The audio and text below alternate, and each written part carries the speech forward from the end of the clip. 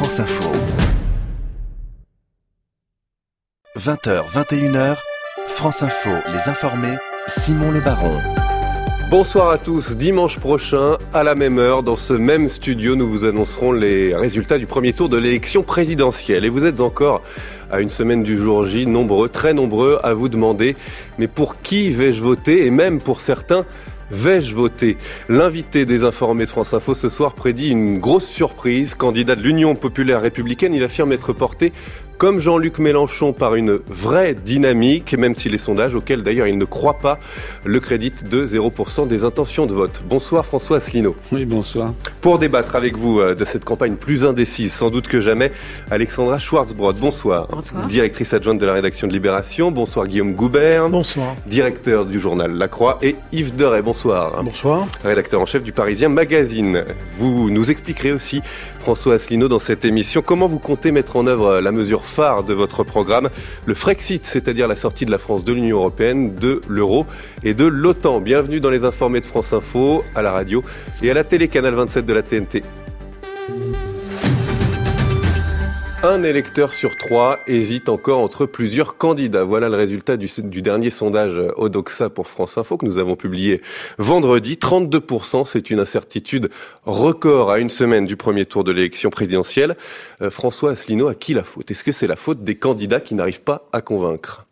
Je pense qu'il y a deux problèmes de fond. Le premier, c'est qu'il n'y a pas eu de débat de fond sur les sujets les plus fondamentaux. Sur l'euro, par exemple, il n'y a pas de débat. Avant de venir, j'entendais sur votre antenne, vous avez fait débattre deux économistes qui étaient d'accord, l'un et l'autre, pour dire que sortir de l'euro serait une catastrophe. Je dis le contraire. Je dis que l'euro... On vous entend, vous étiez là je dis que l'euro mardi soir, dans ce même studio, mardi matin, oui, dans ce même studio, avec Jean-Michel Apathy à 8h30. Oui, mais ça n'est pas normal que l'on fasse débattre dans une émission où l'on fait venir des prétendus experts, que l'on fasse venir deux experts qui disent la même chose, en définitive. Parce qu'ils n'ont pas parlé des soldes de Target 2. Ils n'ont pas parlé du fait que la monnaie actuelle est en train d'entraîner à la ruine toute l'Europe du Sud, à commencer par la France, qui se désindustrialise.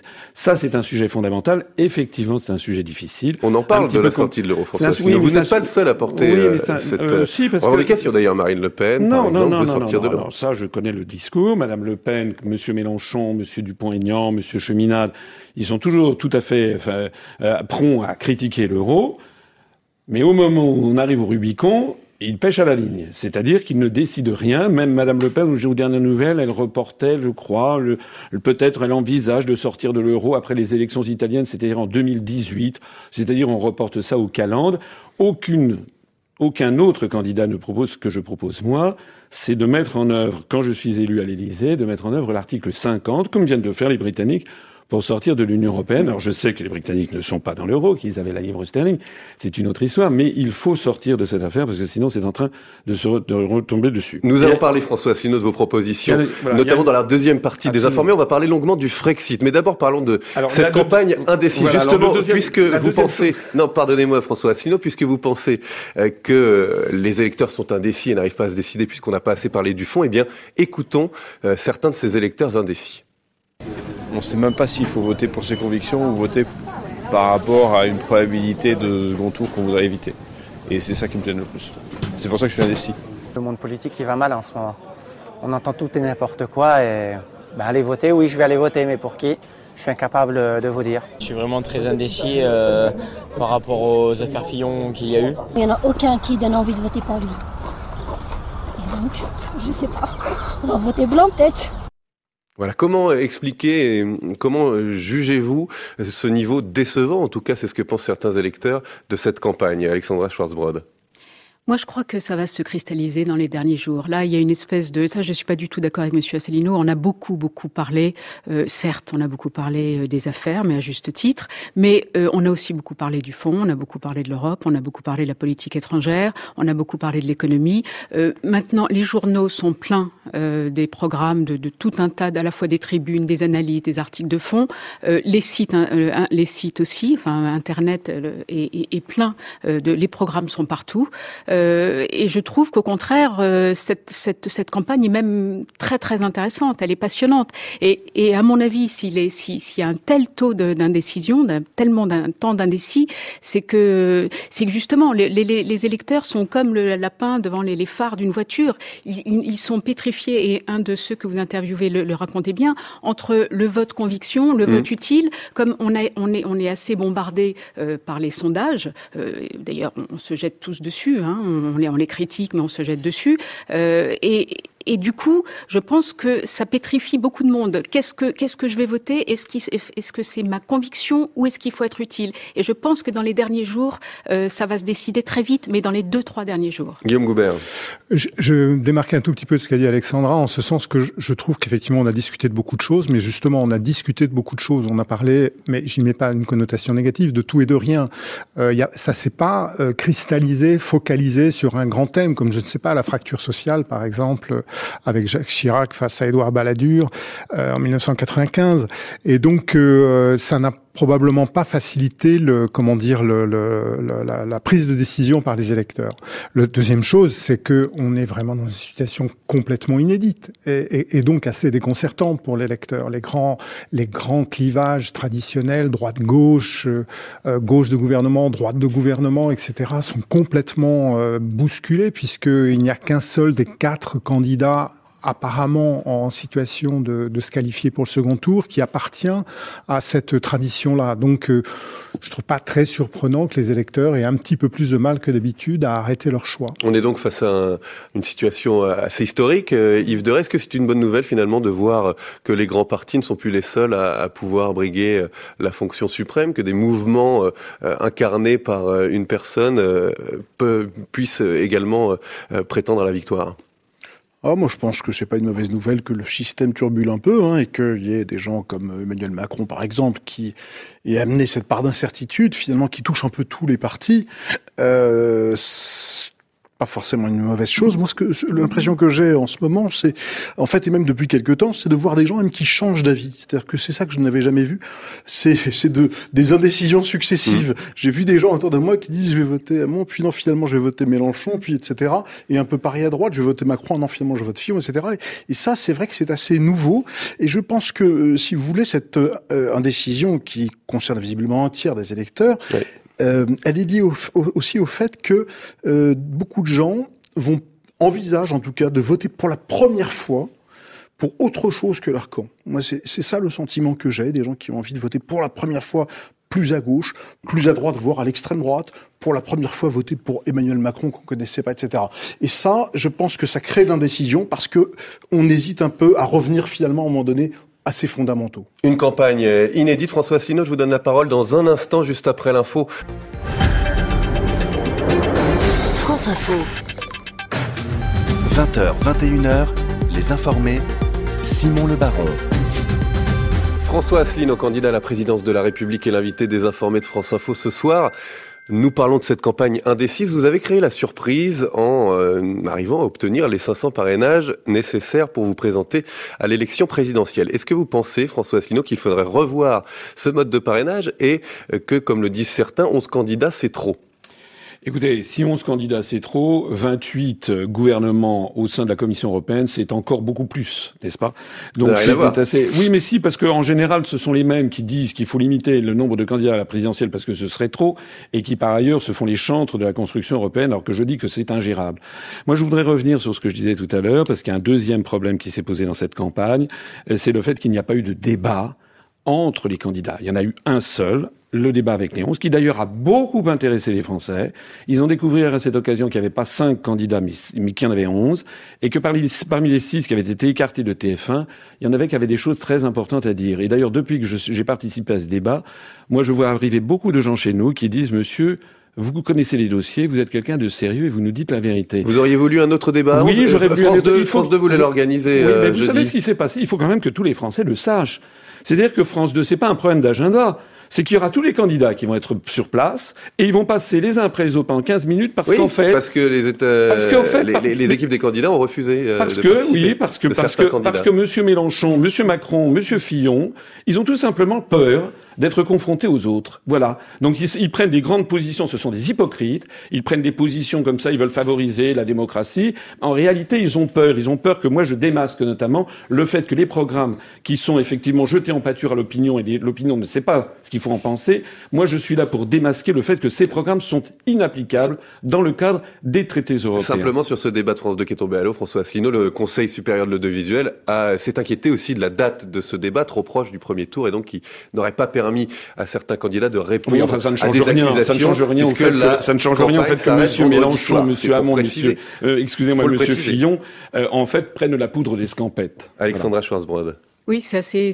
Je crois que Marine Le Pen aussi, vous avez Madame Le Pen oublié aussi, d'abord sans doute. mentionné. Oui, de toute façon, les prétendus grands candidats, qui sont surtout grands par les dossiers judiciaires qu'ils ont à leur base, les prétendus grands candidats n'ont aucune envie d'être confrontés à un candidat comme moi, issu de la société Alors, ce qui est vrai, là, c'est peut-être la seule chose sur laquelle je serais d'accord avec M. Asselineau, c'est que ce débat à 11 était vraiment, je crois qu'il a en effet beaucoup intéressé les Français, parce qu'on a découvert en effet des gens qu'on ne connaissait pas. Certains se sont révélés, la sortie de Poutou a un peu égayé ce débat.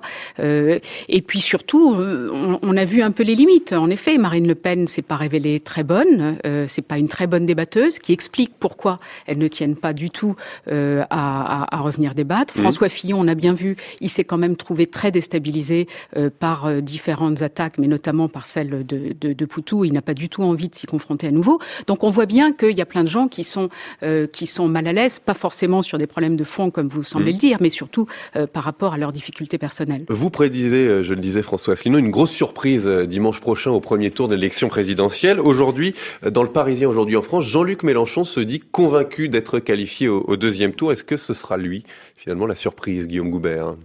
Ça peut être la surprise, mais ce sera peut-être pas la seule surprise, et ce serait peut-être pas cette surprise-là.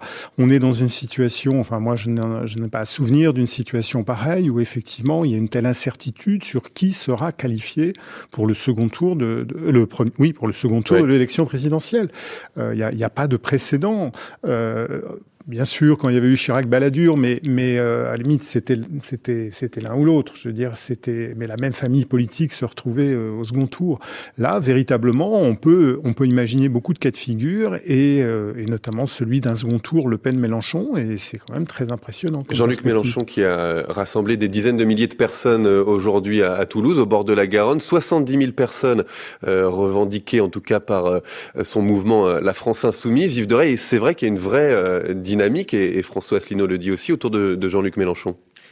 Oui, il y a une vraie dynamique autour de Jean-Luc Mélenchon. Moi, je dirais qu'au fond, c'est un peu le candidat qui fait la meilleure campagne. C'est-à-dire qu'il fait la plus moderne, la plus innovante. Il y a des drôles d'idées qui nous ont paru un peu étranges avec ces histoires d'hologrammes, mais finalement, ça marche plutôt pas mal. Déjà, on a vu que sur les réseaux sociaux, avec sa propre chaîne de télévision, il fonctionnait très très bien. Et puis, on sent que l'homme est libéré, il lâche les coups, il fait des traits d'humour, c'est un très bon orateur, et donc il se révèle, mais on le savait déjà un peu, extrêmement charismatique, en ayant gommé peut-être les aspects agressifs de son charisme. Et c'est sans doute pour cela qu'il commence maintenant à ratisser un peu plus large et à sortir des 10-11% qu'il représentait. Donc en effet, il devient un candidat qui compte et qui est susceptible d'accéder au second tour. Rapidement, Alexandra Schwarzbrod. Oui, je crois qu'il a surtout su capter l'électorat notamment les jeunes de Benoît, qui voulaient voter Benoît Hamon et qui ont été un peu, qui l'ont trouvé un peu triste, un peu techno, et qu'il a galvanisé, que Mélenchon a galvanisé. Simplement, ces jeunes-là n'ont pas pris conscience de la réalité de son programme, notamment la sortie de l'Europe, le rapprochement avec la Russie, etc. Et je pense que quand ils vont le comprendre dans les jours qui viennent, ça va peut-être un peu changer la donne. Alors, les jeunes de Benoît Hamon seulement qui font passer de 11 à 19. Hein. Non, pas seulement. Vous le savez, Yves Deray, le président de la République François Hollande n'hésite pas à donner son avis par bribes sur cette élection présidentielle. Dans la semaine, il a critiqué le programme de Benoît Hamon, et aujourd'hui, c'est Jean-Luc Mélenchon qui en prend pour son grade. Écoutez François Hollande. Jean-Luc Mélenchon, il ne représente pas la gauche que je considère comme celle qui permet de gouverner. Et il a des facilités qui quelquefois tombent dans le simplisme. On ne peut pas dire qu'il n'y a pas de responsabilité dans les massacres chimiques en Syrie. On ne peut pas considérer que Poutine peut faire n'importe quoi. On ne peut pas sortir de l'OTAN sans que ça ait des conséquences.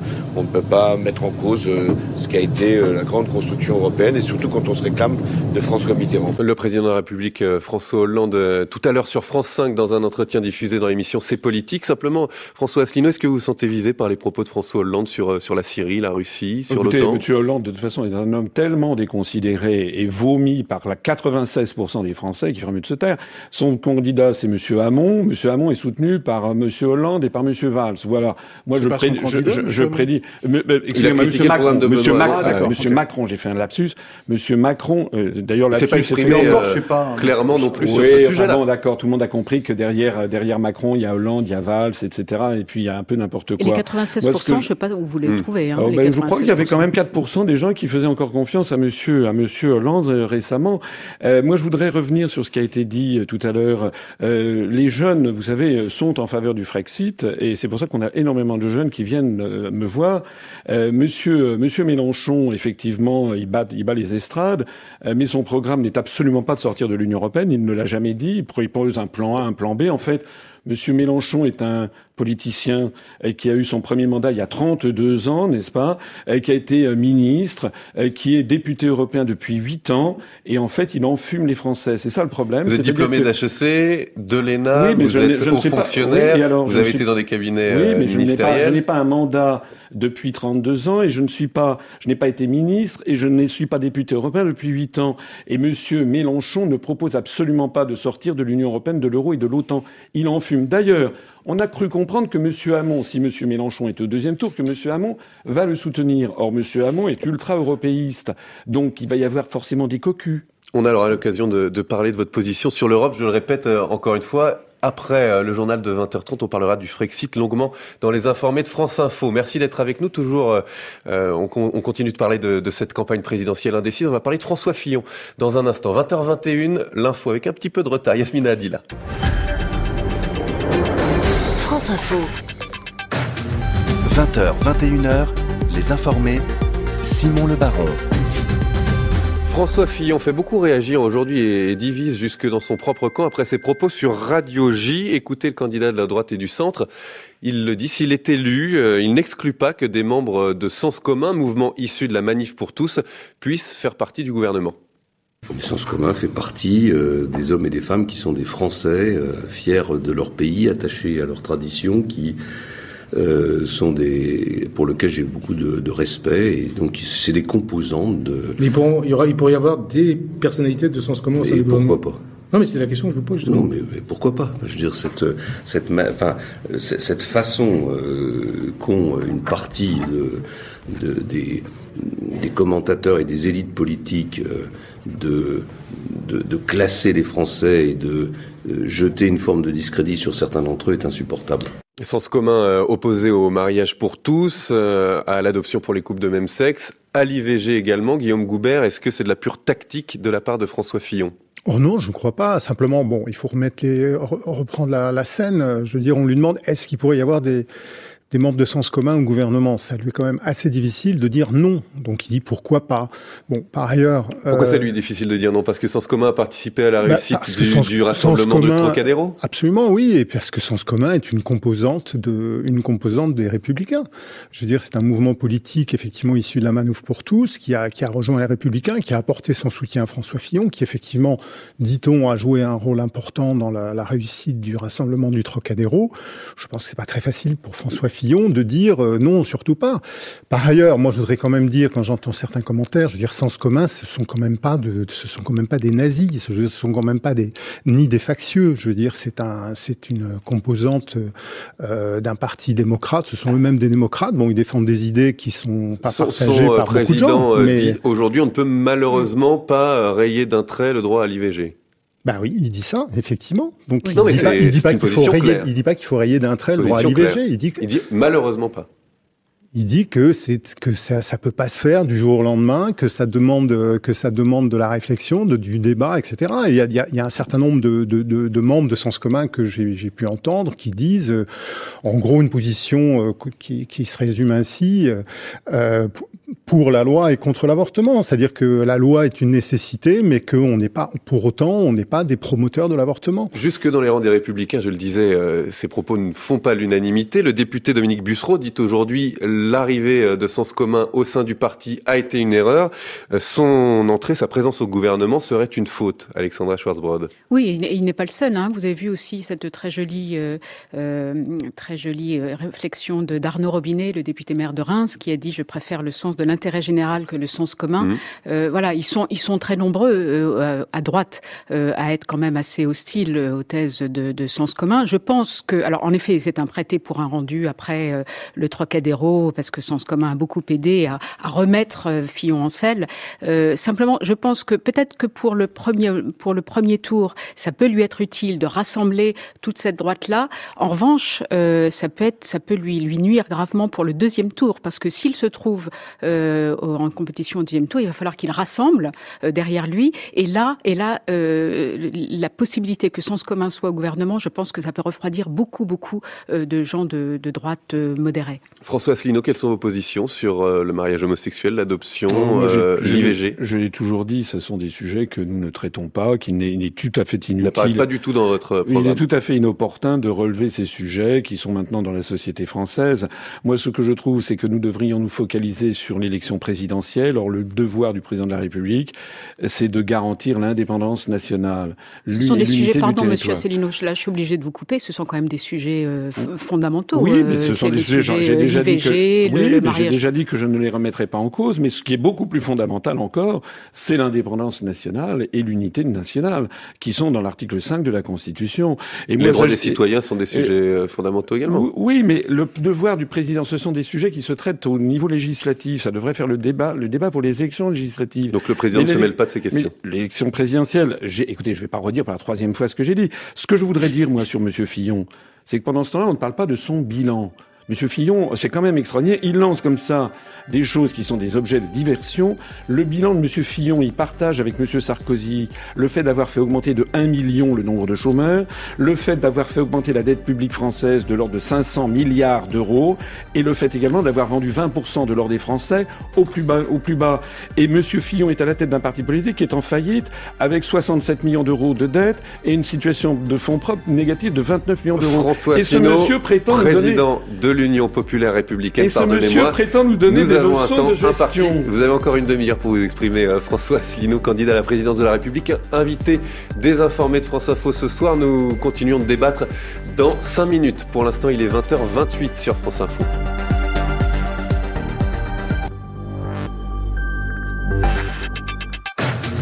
20h, 21h, les informés, Simon Le Baron.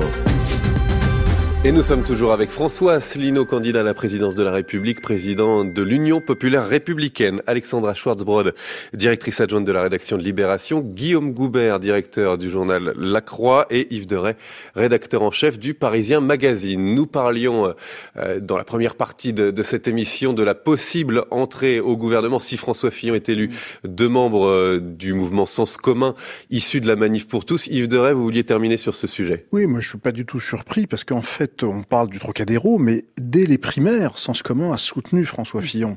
Et sans doute que François Fillon ne serait plus candidat aujourd'hui sans le soutien de Sens commun, qui a été très important pour les primaires et très important au moment du Trocadéro, parce que comme on le sait, il a quand même failli se retirer. Et puis après, le deuxième point qui est important, c'est qu'on a découvert un peu un François Fillon attaché à certaines valeurs qu'il a en partage avec Sens commun, notamment sur la question de l'avortement, où il a une position un peu étrange, puisqu'il dit que ses convictions personnelles le poussent plutôt à être contre l'avortement, mais qu'il n'en a jamais fait un combat politique. Alors c'est assez étrange parfois, quand même, d'avoir des convictions fortes et de ne pas les défendre politiquement pendant toute une vie politique. Mais c'est ainsi. Donc voilà, il y a cette proximité, je pense, qui aujourd'hui apparaît au grand jour. Pour la première fois aujourd'hui, un chef de l'État français a participé aux commémorations d'un épisode longtemps oublié, ignoré de la Première Guerre mondiale, la bataille du Chemin des Dames. 350 000 soldats français et allemands tués sur le champ de bataille. François Hollande était donc aujourd'hui dans l'Aisne pour le centenaire de cette bataille et le président de la République a mis en garde, écoutez, ceux qui veulent démanteler l'Europe. Aujourd'hui, que l'Europe a su nous prémunir de la guerre et des conflits, préservons-la plutôt que de vouloir en faire le bouc émissaire de nos renoncements. Nous repensons aux institutions et aux actes qui ont garanti la paix depuis 70 ans. Les Nations Unies qu'il nous faut encore défendre. L'Europe unie qu'il nous faut encore promouvoir. Et le couple franco-allemand qu'il nous faut encore rapprocher et chérir. François Asselineau, vous vous présentez comme le candidat du Frexit, le seul d'ailleurs candidat du Frexit. Comment faites-vous, si vous êtes élu, pour préserver la paix et la stabilité sans l'Union européenne ? Mais l'Union européenne n'a absolument pas préservé la paix en Europe. Ça fait partie de la propagande. Je rappelle qu'en 1953, lorsqu'il y a eu la révolution à Berlin qui a été écrasée par les soviétiques, s'il n'y a pas eu la guerre, c'était pas grâce au marché commun, il n'existait pas. Pareil en 56 en Hongrie. Ce qui a préservé la paix en Europe, ça ne sont pas les directives sur le beurre de cacao ou sur les sièges de tracteurs de la Commission européenne, c'est l'équilibre de la terreur entre le pacte de Varsovie et l'OTAN. À notre époque, il y a des risques de guerre, mais pas entre la France et l'Allemagne. L'Allemagne est un pays très vieillissant. Les risques de guerre, c'est avec les pays du Sud. On voit que la situation évolue très vite avec l'élection de Donald Trump, par exemple, aux États-Unis. On va en parler. C'est avec les pays du Sud, c'est avec les pays du Moyen-Orient. Moi, je suis un homme de paix, et donc ce que je veux, et là, je serai d'accord avec ce qu'a dit François Hollande uniquement à la fin, il faut revaloriser l'Organisation des Nations Unies. Il faut revaloriser le droit international en toutes circonstances. Et c'est d'ailleurs la raison pour laquelle, quand moi je m'exprime, je suis le seul candidat à parler devant le drapeau de la République française, flanqué du drapeau de l'ONU et aussi du drapeau de l'Organisation internationale de la francophonie. Parce que si on ne respecte pas le droit international, si un État, aujourd'hui les États-Unis d'Amérique, mais peut-être demain un jour la Russie ou après-demain la Chine, si un État se permet de décider par lui-même, en violant le Conseil de sécurité des Nations Unies, où est-ce qu'il va intervenir, à ce moment-là, c'est la loi de la jungle et on est parti pour une guerre mondiale. Alexandra Schwarzbrod, l'Union européenne n'y est pour rien dans la stabilité, la paix depuis 70 ans. Là, vous êtes dans le monde des bisounours, monsieur Asselineau, excusez-moi de vous le dire, parce que vous avez bien vu les Nations Unies, qu'ont pu faire les Nations Unies en Syrie. Rien. C'est absolument... Donc c'est comme Jean-Luc Mélenchon qui veut faire sa grande conférence pour la paix. Il suffit qu'on s'assoie tous autour d'une table, qu'on se prenne par la main, qu'on s'embrasse et ce sera la paix et fini la guerre. Non, malheureusement, l'histoire a montré que ça ne se passait pas comme ça. Et je pense en effet que ce qu'a dit François Hollande est tout à fait juste, que c'est grâce à l'Europe, à la construction européenne, que nous vivons, nous avons évité des guerres depuis 70 ans. Et le monde est tellement... Vous avez parlé du pacte de Varsovie, du rapport de force entre pacte de Varsovie et OTAN. Alors d'abord, ça fait longtemps qu'il n'y a plus de pacte de Varsovie, mais là, on voit bien qu'il y a à nouveau une Russie qui se veut très puissante et qui veut avoir beaucoup d'influence sur le reste de l'Europe. Et je pense que ce serait extrêmement dangereux de mettre ça à mal. Guillaume Goubert, sur le Frexit, sur le démantèlement de l'Union européenne. Moi, j'ai quand même du mal à croire que la construction européenne n'est pour rien dans la réconciliation franco-allemande. Je pense quand même que ce processus a permis à ces deux pays d'apprendre à travailler ensemble, à se connaître comme jamais auparavant. Et que ça a été un élément majeur, sans doute pas le seul, mais un élément majeur, effectivement, de l'absence de conflit dans cette partie du monde depuis 70 ans. Et donc, l'idée de mettre fin à cela me préoccupe énormément. Yves Deray ? Je vais vous laisser répondre après François Asselineau. Un peu l'Europe à une grande famille. Il y a le couple franco-allemand qui dirige un peu cette famille. Sans doute qu'il n'a pas suffisamment montré le bon chemin. On n'a toujours pas d'Europe de la défense, alors que effectivement le monde est de plus en plus dangereux, qu'on voit bien des grands ensembles se constituer avec des chefs d'État comme Donald Trump aujourd'hui, la Chine qui doit intervenir, mais on en parlera peut-être sur la Corée du Nord, etc. Donc on voit bien qu'il y a des grands ensembles, et je ne vois pas très bien face à ces grands ensembles qui se constituent comment nous, Français, on déciderait de casser la machine. Donc je pense qu'en effet, tout ne va pas parfaitement dans l'ensemble qu'est l'Europe, mais au contraire, il faut la renforcer plutôt que de la quitter. François Asselineau, sur le fait de préserver un bloc puissant face aux États-Unis, entre les États-Unis et la Russie. Mais l'Europe n'est pas un bloc puissant face aux États-Unis. L'Europe est l'Europe est la vassale des États-Unis. Pourquoi ne pas renforcer l'Europe? Par l'article 42 du traité de l'Union européenne qui nous place sous la tutelle de l'OTAN. Sortir de l'Union européenne, ça n'est pas sortir du tout. C'est rester dans l'ONU, c'est rester dans le Conseil de l'Europe, c'est conserver 6650 traités internationaux bilatéraux ou multilatéraux qui nous permettent de rester en contact avec le reste du monde. Et puis, au sujet de la guerre, vous vous rappelez ce qu'avait dit François Mitterrand quelques semaines avant de mourir? Il avait dit « La France est en guerre et les Français ne le savent pas. C'est une guerre nouvelle, une guerre sans mort apparemment et pourtant une guerre à mort. Les Américains veulent un pouvoir sans partage sur le monde. » C'est dans le livre, c'est le dernier Mitterrand paru en 97. Vous pensez que c'est en démantelant l'Union européenne qu'on arrivera à résister aux États-Unis? Mais l'Europe n'a jamais voulu résister aux États-Unis. Non, mais c'est le seul outil qui est à notre disposition pour y parvenir. Les guerres d'aujourd'hui entre les puissances développées sont des guerres d'un genre nouveau, des guerres sur la désinformation, la manipulation de l'information, des guerres monétaires, des guerres sur les dettes. C'est de ça qu'il s'agit. Et c'est sur le pourtour des pays très développés qu'il y a encore les guerres létales avec du type de celle qu'on a connue depuis la guerre de 30 ans. Asselineau, on continue de parler de votre projet, de votre volonté de Frexit, de sortir de l'Union européenne, de l'euro et de l'OTAN, juste après l'info à 20h41. France Info. 20h, 21h, les informés, Simon Le Baron. François Asselineau, contrairement à Marine Le Pen, Jean-Luc Mélenchon, même Nicolas Dupont-Aignan qui veulent renégocier les traités, vous proposez une sortie nette, rapide de l'Union européenne, de l'euro et de l'OTAN qui impliquerait donc un retour au franc en quelques mois. Est-ce que, avant que vous nous exposiez votre point de vue, est-ce que simplement, Yves Derey, ça vous paraît réaliste de revenir au franc ? Écoutez, revenir au franc, on a quand même le sentiment qu'on risquerait un appauvrissement brutal, avec sans doute des attaques contre cette nouvelle monnaie, des risques d'inflation. Je crois que et tout à l'heure vous expliquiez, Monsieur Asselineau, que certains candidats qui disaient vouloir sortir de l'euro, comme Marine Le Pen notamment, mais d'une certaine manière aussi Nicolas Dupont-Aignan, qui a quelques états d'âme vis-à-vis de la monnaie européenne, on fait un peu marche arrière. Et on fait un peu marche arrière parce qu'en avançant et en mettant leurs propositions face à une certaine réalité économique, ils se sont rendus compte quand même que ça ferait courir beaucoup de risques. C'est quelque chose qu'on ne peut pas décider comme ça, tout seul dans notre coin. Voilà, on est artisan de l'Europe, on est artisan de l'euro, on est des principaux artisans de l'euro.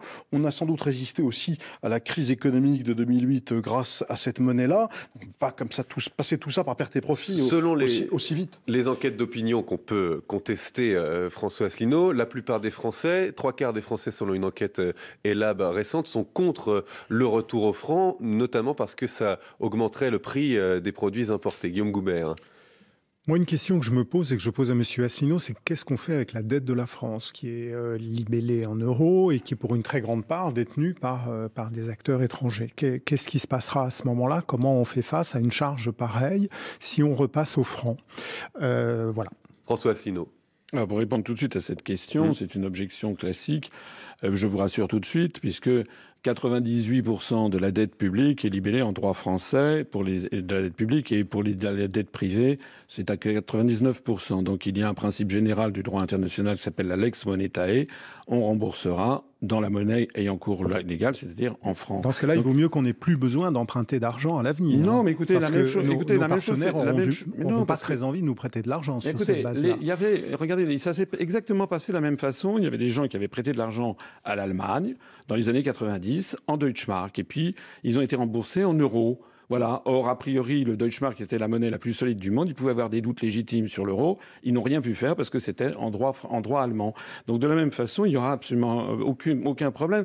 Ce qui est vrai, c'est que le franc se dépréciera. Mais dire qu'il n'y a aucun problème, j'ai du mal à non, mais moi, je vous le dis. Il n'y a eu aucun problème lorsqu'on est passé du franc et de marque à l'euro. En matière de dette publique, ça a été des transferts qui ont été exactement avec le taux de conversion. Moi, ce qui est vrai, c'est que si on crée un nouveau franc, on va avoir une dépréciation de ce franc de l'ordre à peu près entre 6 et 15%, disons une moyenne de l'ordre de 10% vis-à-vis du dollar. Ça, c'est vrai. Et alors? L'euro s'est déprécié de 25% par rapport au dollar au cours des 3 dernières années.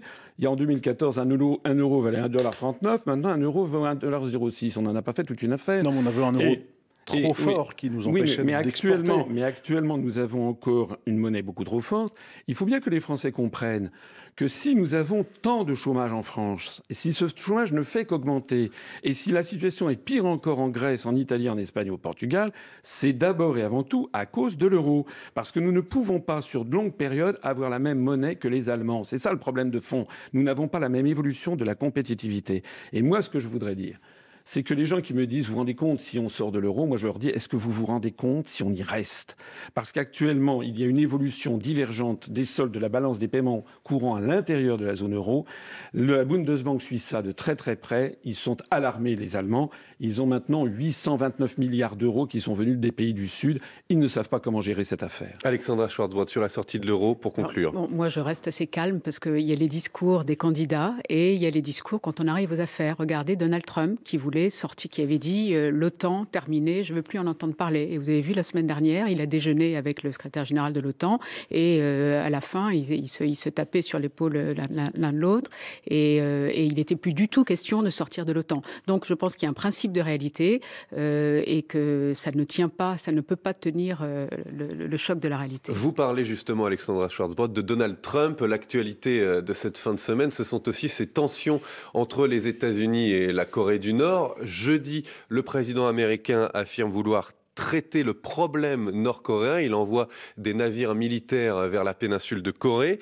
Le numéro 2 du régime nord-coréen, hier, promet que son pays est prêt à répliquer à toute attaque nucléaire par une autre attaque nucléaire. Et aujourd'hui, on apprend qu'un tir de missile nord-coréen a échoué. Le missile aurait explosé quelques secondes seulement après son lancement. Ça s'est passé juste avant l'arrivée en Corée du Sud, à Séoul, du vice-président américain Mike Pence. François Asselineau, on sait que vous êtes anti-américaniste. Qui provoque qui dans cette affaire? Alors d'abord, je ne suis pas anti-américain. Dans notre mouvement politique, on a plus de 70 adhérents qui sont des expatriés qui vivent depuis des années aux États-Unis et qui approuvent les positions de notre mouvement et mes analyses.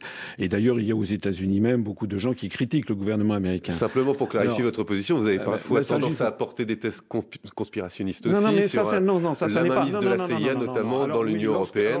Vous parlez beaucoup de ces thèmes-là. C'est un de vos thèmes de prédilection, simplement. Non, lorsque François Mitterrand dit « La France est en guerre, les Français ne le savent pas, les États-Unis veulent un pouvoir sans partage sur le monde », ça veut donc dire que François Mitterrand était conspirationniste. Lorsque M. Hollande nous explique, voici 2 ans, on apprend qu'il est écouté par la CIA, toutes ces conversations privées, M. Hollande est conspirationniste. C'est bien de ça qu'il s'agit. Alors mettons-le sur la table. C'est-à-dire que critiquer les États-Unis dans les grands médias français, c'est immédiatement être conspirationniste. C'est bien de ça. Je vous pose la question, qui provoque qui dans cette affaire entre les États-Unis et la Corée du Nord? Sur l'affaire de la Corée du Nord, nous devrions encore une fois respecter le droit international et s'inspirer de la sagesse des Chinois. Il y a actuellement une grande puissance régionale qui s'appelle la République populaire de Chine qui essaye de calmer le jeu de ce régime de Corée du Nord, qui est un régime fantasque, c'est le moins que l'on puisse dire, et qui est un régime dictatorial. Tout le monde le sait. Je ne suis pas sûr que ce soit les États-Unis qui, en s'agitant à côté, soient à même de calmer le jeu. Voilà ce que je pense. Revenons à l'Organisation des Nations Unies. Yves Deray.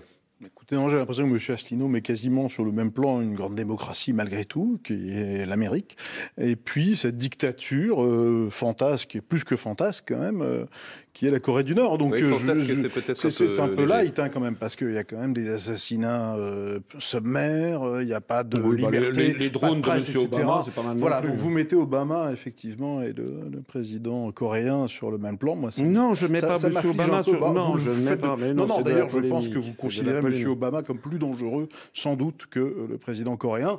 Moi, j'avoue que je suis un peu affligé, mais on ne peut pas nier quand même. Mais pourquoi est-ce que vous caricaturez systématiquement mes propos? Et d'ailleurs, comment se fait-il que tous les journalistes soient contre moi systématiquement? Mais non, c'est quand même qui est contre vous, monsieur Asselineau? Je dis qu'il faut faire respecter le droit international, et on m'explique que ça n'est pas vrai. Madame, tout à l'heure, m'a dit non, en fait, c'est normal qu'on intervienne et qu'on viole le droit international, sinon je serais un bisounours. Mais est-ce que vous vous rendez compte? Alexandra Schwarzbrand. Si, elle m'a traité de bisounours parce que je voulais faire respecter le droit international. Alexandra Schwarzbrand n'a jamais affirmé que c'était normal de violer le droit international. Est-ce que vous vous rendez compte de ce vers quoi on va si on commence à avaliser systématiquement le droit de violer le droit international? Non, mais je crois que Donald Trump a demandé à la Chine d'intervenir pacifiquement pour essayer de faire en sorte que la Corée du Nord ne dérape pas. Donc vous voyez que même Donald Trump, comme le disait tout à l'heure Alexandra Schwarzbrand, est capable de se montrer plus raisonnable, et tant mieux, parce que c'est vrai qu'on avait le sentiment comme ça, qu'un face-à-face entre deux puissances nucléaires, avec le président coréen Kim Jong-un et puis de l'autre côté Donald Trump, l'escalade pouvait quand même être très très très inquiétante. Le débat continue. Voilà. Yves Deray. Dans les informés de France Info, décidément, on a toujours un peu de retard pour l'info. Yasmina Adila, 20h51. France Info. 20h, 21h, les informés, Simon Le Baron. François Asselineau, d'un mot, puisque nous parlons des velléités nucléaires de la Corée du Nord, de Donald Trump qui montre les muscles aussi des États-Unis. Vous dites dans votre programme vouloir sanctuariser le territoire français par la force de frappe nucléaire. Qu'est-ce que ça veut dire ? Ça veut dire maintenir en état ce qui existe actuellement. Mais ce que je voudrais, c'est revenir à la conception gaullienne de la diplomatie, c'est-à-dire une défense erga omnes, comme on dit en latin, c'est-à-dire vis-à-vis de tout le monde. C'est-à-dire que nous n'avons pas d'ennemis préalablement désignés. Et c'est la raison pour laquelle je veux sortir de l'OTAN, parce que l'OTAN est en train de nous entraîner vers ce que les néo-conservateurs américains appellent le choc des civilisations.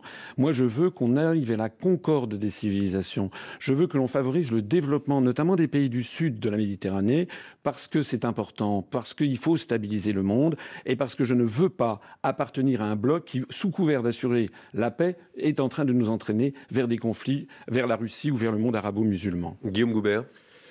Moi, je pense qu'on est actuellement dans une situation qui est assez dangereuse, et je pense que je me demande quelle est la répartition des rôles entre les États-Unis et la Chine. J'espère, mais j'en suis pas sûr, qu'on est un peu dans le schéma, pardonnez-moi de parler anglais, good cop, bad cop, gentil policier, méchant policier, où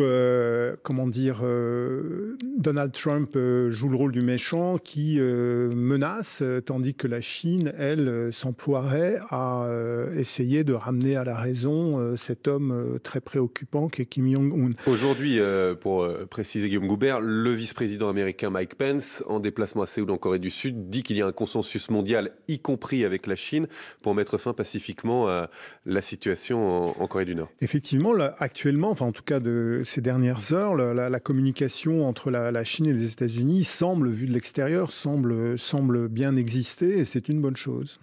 Alexandra Schwarzbrand. Oui, tout ce qui vient de se passer depuis 15 jours, 3 semaines au niveau international semble montrer quand même une chose, et c'est une mini lueur d'espoir dans cet océan de tragédie, que apparemment, quand même, à Washington, l'entourage de Donald Trump, et notamment l'entourage militaire, mais aussi Rex Tillerson, qui est son secrétaire d'État aux Affaires étrangères, ont l'air de reprendre un peu la main et de calmer un peu son côté un peu imprévisible. Et donc, ça se voit dans la Syrie. Il a un peu calmé le jeu après la première frappe. Et là, on le sent un petit peu plus calme qu'il ne l'a été, en tout cas oralement dans le discours. Donc manifestement, il est pas sous contrôle, mais bon, il semblerait quand même que certains autour de lui essayent de lui faire entendre une voix lui faire prendre une voix un peu plus raisonnable. François Asselineau, Donald Trump apaise la situation, c'est votre sentiment aussi J'apaise la situation en allant bombarder la Syrie. Non, mais quand même un petit peu. Et moins velléitaire en tout cas. Voilà, ce qui est sûr, c'est que c'est un individu un petit peu fantasque qui s'est fait élire sur un programme et qui maintenant. Donc Donald Trump est fantasque, Kim Jong-un oui, est fantasque aussi. malheureusement, vous savez, avoir un chef d'État, les Français devraient se poser cette question d'ailleurs dimanche prochain. Un chef d'État, c'est quelqu'un qui doit être un arbitre au-dessus des partis. C'est pas un extrême. Ça doit être quelqu'un qui doit avoir de l'expérience et du sang-froid. Voilà. Il se trouve que pour ce qui me concerne, je vais me faire un petit peu de publicité. J'ai de l'expérience. J'ai été pendant 4 ans dans des cabinets ministériels. J'ai accompagné notamment Jacques Chirac. Et j'ai rencontré beaucoup de grands de ce monde. Et j'ai du sang-froid et du courage. Et je me permets d'insister sur le fait que la maturité venant, je crois qu'il faut vraiment insister sur l'importance du droit international et qu'aucun État n'a le droit de se faire justice lui-même. Pour conclure, François Asselineau, il nous reste 1 minute. Et puisqu'on est à tout juste une semaine du premier tour de l'élection présidentielle, revenons à cette élection. Qu'est-ce qui vous permet de dire que vous êtes sur une bonne dynamique comme Jean-Luc Mélenchon et que vous pouvez créer la surprise? Oui, je pense que je vais faire un bon score parce que, et pas les 0, et quelques que l'on m'attribue, parce que quand je fais des réunions publiques, il y a beaucoup de monde, que je fais des réunions où je suis un petit peu bavard, elles durent parfois comme hier à Marseille, ça a duré pendant 3h30, eh bien, il y a toujours beaucoup de monde à la fin et puis une grande ferveur. Et puis quand je vais sur Internet, je vois que la chaîne YouTube Union Populaire Républicaine, elle est à 11 500 000 vues, alors que celle de M. Macron, par exemple, est à 1 500 000 vues. Si je prends simplement au dernier résultat régional de 2015, 0,87% au plan national. Oui, 0,9% au plan national, mais c'était il y a 2 ans, et puis surtout, personne ne me connaissait. Et il y avait peut-être 2-3%, et faire près de 1% des suffrages, si 2% des Français vous connaissent, c'est beaucoup. Merci beaucoup François Asselineau, président de l'Union Populaire Républicaine et candidat à la présidence de la République. Merci Alexandra Schwarzbrod de Libération, Guillaume Goubert de La Croix et Yves Deray du Parisien Magazine. Merci. Et merci à vous de nous avoir suivis, écoutés et regardés dans Les Informés de France Info, à la radio et la télé. Les Informés reviennent demain à 20h avec Jean-Mathieu Pernin. Bonne soirée à tous, 20h58.